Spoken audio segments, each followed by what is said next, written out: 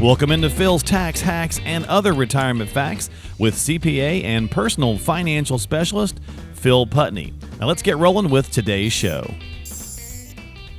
Hey everybody, welcome into Phil's Tax Hacks and Other Retirement Facts. We are into December. We got just a couple more episodes to go before we wrap up this wild and wacky world of 2020. And so this week on the podcast, we're going to talk about some end-of-year planning tasks that might want to be on your radar. Just a few weeks left. You might not be able to do all of these, but it can also be something to think about for going into 2021. So, besides optimism, we want to take some other things into 2021 with us. So Phil's here with me as always. What's going on, my friend? How are you? I'm doing great. How about you, Mark? Hanging in there. Another day in, curfew paradise. Oh, there you go. Yeah, we haven't quite reached that yet. They're calling ours a pause. We're on a pause. Yeah. Yeah. As of now, we've got curfew. So when I get off of work in my studio here, I've got to get home 100 feet up the hill before the curfew kicks. Before the curfew, because you can't be outside the door. Can't be outside, in that range. So I don't know. We'll see how all that plays out. That just started, but. Hopefully this will, we're on the short roads now. We've got tons of vaccines headed out and all those things, but that's not why folks are tuning in. They want to hear us talk about some financial stuff. So let's do that. Absolutely. Let's talk about end of year items. Phil, obviously, with what you do, and you've done this for many years as a CPA and a personal financial specialist, there's a lot of little tax things and various different things we could be doing at year end. Tax planning versus tax prep is always a good idea. Yep. All year long. So I got a list of a couple of things, and then of course you chime in with some other ones that I may have missed. But if folks are still working and they're able to, should we be maxing out retirement contributions as the year winds down or even throughout the year? It's time to consider that, right? Because you're running out of time. That has to be done. If it's through the 401k type of plan, that has to be done by the end of the year. That's the 31st handled through payroll. Yeah, so because it's all handled through payroll is the reason it's linked to the end of the year. Gotcha. If it's an IRA, Roth IRA, those kind of contributions, you got a little bit of time. That can be done till the due date of the returns. You've got until April. Okay. Unless they try to, or have to extend that or whatever. I mean, this year we got a little bit of a reprieve, and they put it out till July. Definitely ask now. This will be airing on the 10th, I believe. So. You got to probably maybe 2 more weeks or so left in the payroll cycle.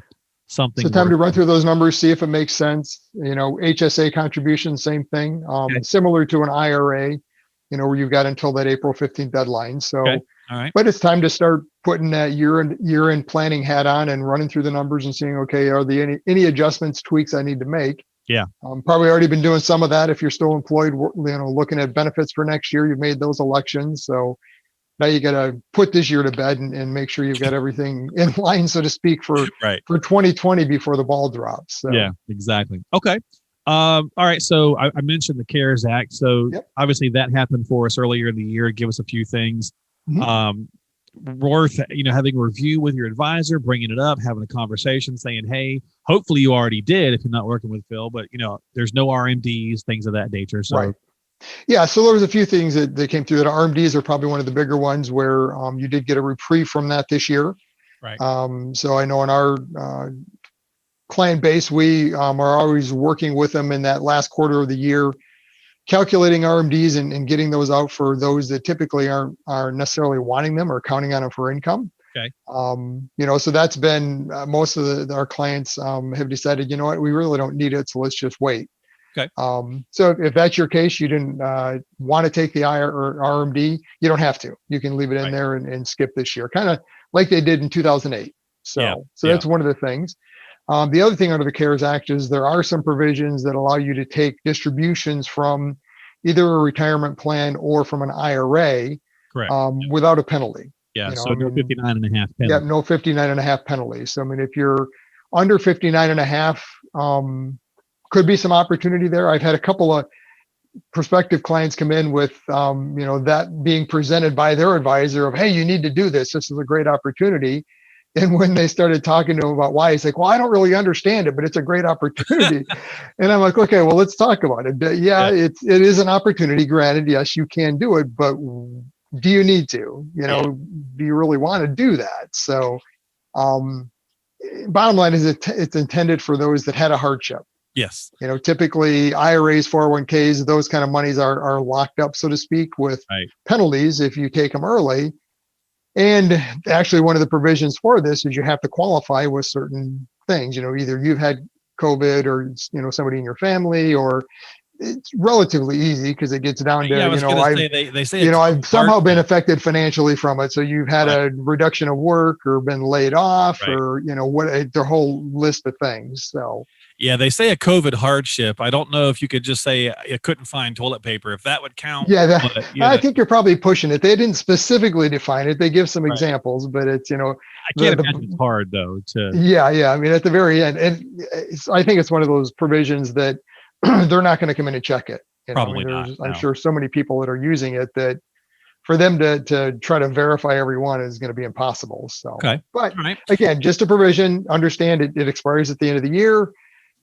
Not saying you should go do it. I'm just saying if it is something that you were kind of toying with and thinking, I could use some money and this is where it's at, and the only other way to get Right. it. Especially when stimulus has been held up and we've been waiting, and some Right. people may have been in that situation where they've really been holding back, trying to wait to see what was going to happen, and they're like, you know what, I just don't know what's going to shake out for the first quarter or even January. Maybe I should go ahead and do it. So it's something worth having a conversation with. If you're not working with an advisor though, and you're just, iffy on the rules, please reach out to Phil, give him a call. Yep, we can have a discussion and kind of run through before it. you do anything. And the number's on the screen if you're watching the video, or it's 248-888-7530. It may be too late for this one, Phil, but again, some of this stuff you could really be doing all year long. Right. I'll let you tell me, but tax loss harvesting, explore some possibilities there. First of all, tell us what it is, and then should we be thinking about it? Sure. Yeah, you're getting close. I mean, you still have a few weeks. It kind of depends on your custodian and what their timeline is for processing. Okay. A lot of custodians they use like a December 15th as a cutoff to say, okay, well, if you don't have the transactions in by that day, then, no guarantee it's going to get processed by the end of the year. Okay. Cutting it close. I mean, yeah, tax loss harvesting really is a concept of selling some of your losers to offset some of the gains you've had. So, I mean, if you did have some gains throughout the year, otherwise we'd be looking at a potential taxable gain. Yeah. You could look at selling some of your losers to offset that, so you don't have a net gain, with the intention of either repurchasing them, or buying something similar. And there's some what they call wash sale rules. We won't get into all the details, but you can't just sell one stock at a loss, go around and buy it the next day, right, and then recognize the loss, because the IRS says, you really didn't have an economic loss. Yeah. So you have to have a period of time where you don't own it, or don't own that specific stock. So, I mean, if you had Ford and you buy GM, that's okay. The same industry is okay, but you can't sell that stock and repurchase it the next day and recognize the loss. So that IRS, boy, just crafty sometimes, aren't they? Yeah. They sometimes get a little bit ahead of us, but then there's always ways around it. Exactly. So. Yeah. And they're, for every step forward, sometimes they take, 7 or 9 back. Yeah, that's right. That's why the regulations are so long, is because they got to figure out all these different rules in there. So. And often this is probably something that's being done for you by your advisor, depending on the style of service you're getting, or the style of management. Would that be a fair assessment? It could be, yeah. Okay. And I guess a little clarification too is the only type of account this really applies in is what we call a non-qualified account or a taxable account. It's not a retirement account. Okay. So gains, losses, all that kind of activity in any kind of a retirement account, it has no effect. There is no such thing as a capital gain or loss. It doesn't really matter. So. Important tip. Okay. From a tax standpoint. Yeah, from a tax standpoint. Okay. And of course, folks, Phil is a CPA, so tax standpoint, always in the forethought. Yeah, you always got to look at it from the tax view as well. So. Right. Always rolling around there. All right. So obviously, a lot of industries, Phil, took a beating, in 2020. Charities certainly did as well. Certain charities did quite well. People wanted to help out with food drives and things of that nature. But should we be evaluating some tax deductible charitable contributions as the year winds down? That's kind of an annual thing anyway. But if you're giving in nature, this may be even a better time to even possibly consider that, like UCD. Yeah, I mean, there's definitely a need out there for a lot of the charities that they've have a lot more demand. They're meeting a lot more needs of individuals right now.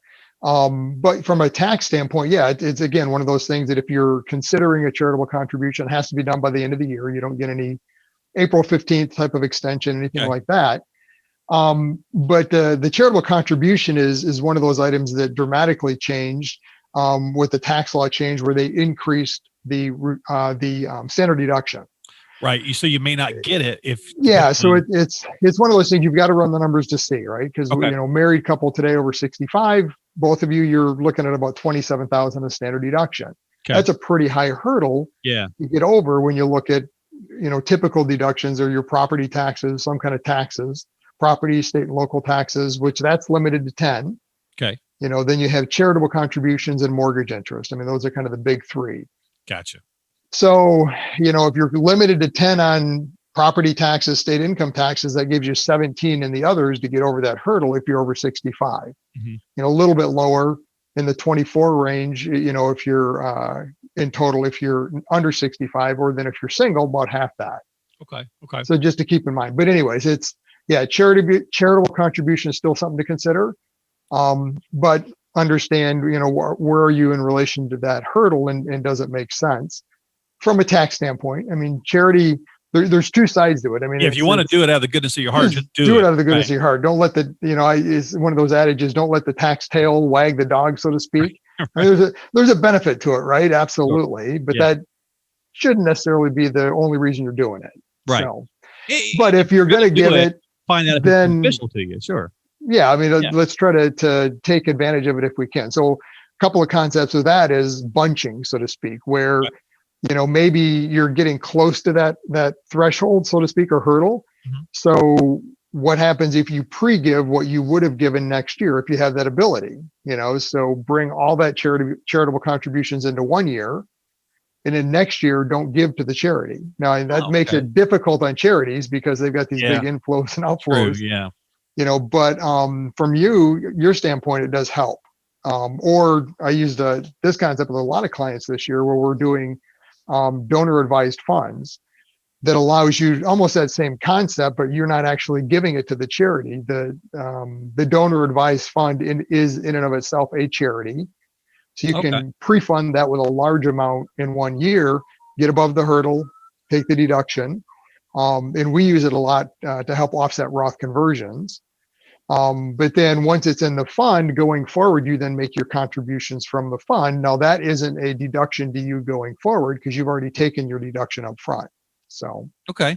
It sounds a little similar, and I'm correct me if I'm off base, I probably am, but because I know some people talked about the RMDs, for example, the fact that, we got the reprieve, we didn't have to do them this year. But maybe if you just wanted to, you could actually direct your RMDs right to a charity of your choice. Right. Similar concept to that. I mean, that's the qualified charitable distribution, they call it. Okay.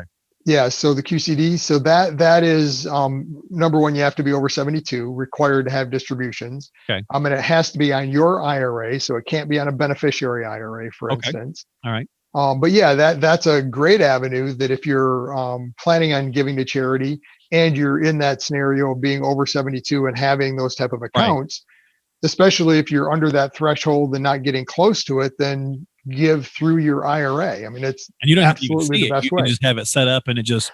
Well, that's how it has to happen. It can't come through you. It has to go from your IRA custodian directly to the charity. Yeah. So that's be a nice benefit for folks. And again, in the right situation. Yep. So again, there's a lot of planning to do around charity, but see how it fits in your situation from a tax standpoint. Gotcha. So. Well, I mean, that's why we call it Phil's Tax Hacks, because there's a lot of little things in there that can obviously, add into all that. Again, maybe late for this one. I don't know. Maybe this is something to look at for 2021. Again, you tell me. Purchases for tax, tax credit type credits. Was that like solar, that kind of stuff? Yeah, I mean, there's some solar. There's some energy efficiency is usually the big kind of wrapper, so to speak, around all of it. Okay. Yeah. So yeah, you're getting pretty close on that because I mean, it technically has to not just be purchased, but placed in service, so to speak. So getting a solar energy system not only purchased but in service by the end of the year probably isn't going to happen. Probably not happen. Already have it in motion today. So yeah. Okay. So that was probably a little tougher to come by, but it's something to ponder for next year. And a lot of times those, I know, be careful with some of that solar stuff because they often say that your local power company are running rebates and things.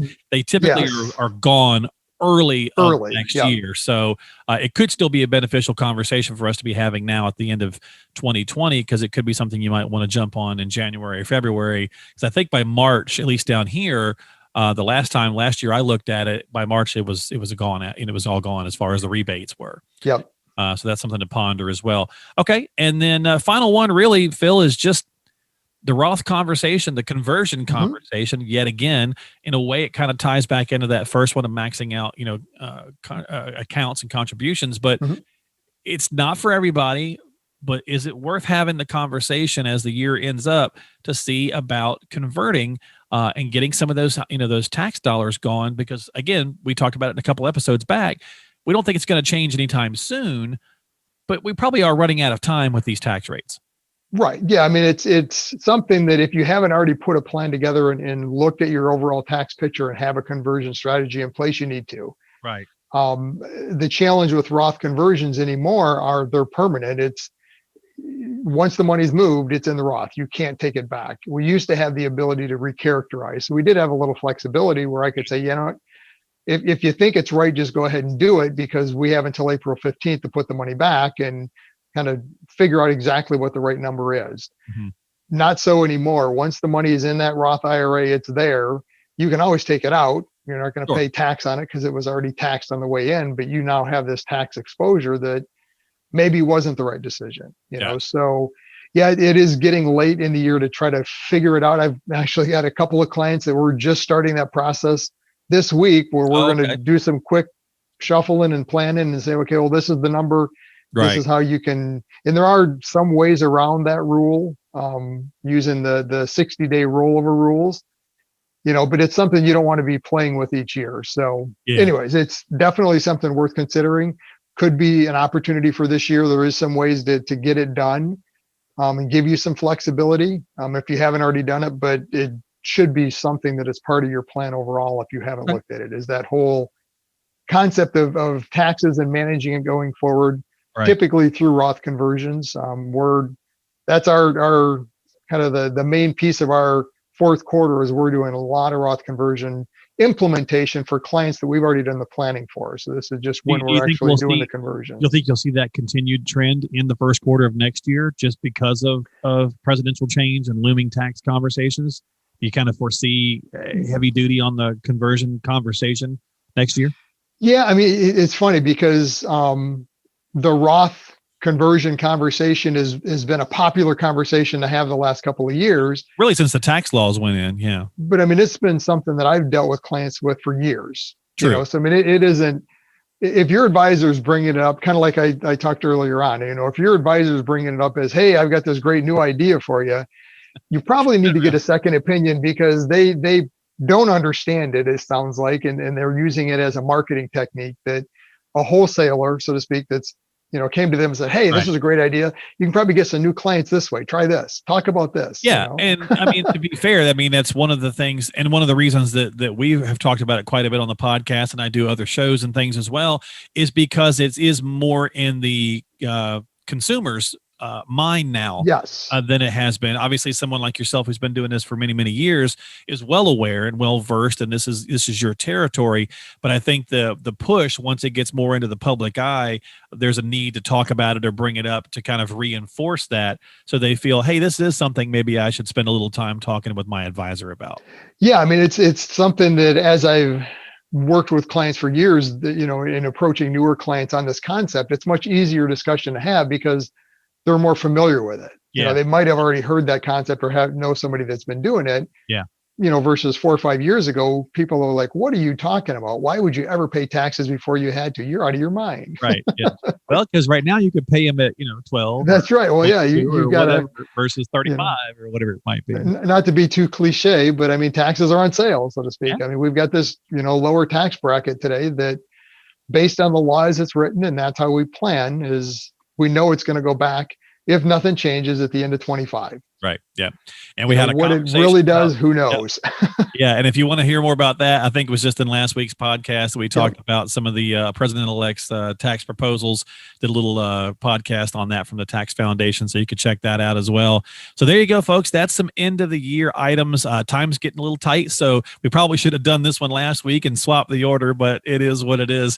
So reach out, have a conversation with Phil if you need to. He's here to help you. 248-888-7530. Again, it's on the screen as well. 248-888-7530. Don't forget, you can just go to philstaxhacks.com. That's philstaxhacks.com. And you can find all the information there. You can reach out to Phil and get a hold of him, and lots of good stuff. You can subscribe to the podcast and all that stuff. And this is hack number 66. So we'll be back with one more next week, and that'll wrap up 2020 for us. So. Yeah, so it'll finally be there. So we'll talk about that next week. I'll let you go for now, my friend. All right. Thank you so much for your time. Anything we missed? Pretty good? No, that's a good number of items. I mean, there's a lot of other things to consider, but that's kind of the big ones. So. Okay. All right. Sounds good. And again, some of these might be beneficial for 2021 as well. Talk with your advisor, reach out to Phil, have a conversation. If you're not working with somebody, it's a great resource for you here in the greater Detroit area. So we'll see you next time here on Phil's Tax Hacks and Other Retirement Facts with Phil Putney. Investment advisory services offered through AFS Wealth Management. The content of this program is provided for informational purposes only and is not a solicitation or recommendation of any investment strategy. Investments and/or investment strategies involve risk, including the possible loss of principal. There is no assurance that any investment strategy will achieve its objectives.